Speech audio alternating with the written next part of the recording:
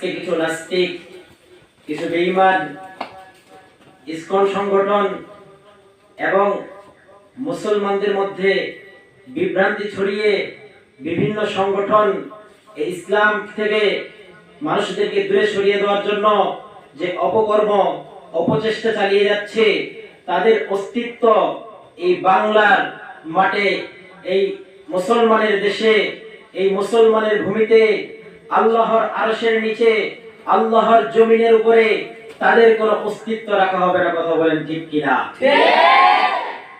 সম্মানিত ভাইয়েরা আমার, আজকে সাধারণ মুসলমান, আমার সাধারণ মুসলিম ভাইয়েরা, ঈমানওয়ালা ভাইয়েরা, সাধারণ ভাইয়েরা, তাদেরকে তারা বিভিন্নভাবে টাকার লোভ দেখিয়ে বিভিন্ন প্রকার বিভ্রান্তিমূলক বক্তব্য দিয়ে এই ইসলাম থেকে দূরে সরিয়ে রাখতে চায়। অতএব আমাদের একটাই কথা, এই বাংলার জমিনে, এই আল্লাহর আরশের নিচে, আল্লাহর জমিনের উপরে, আল্লাহর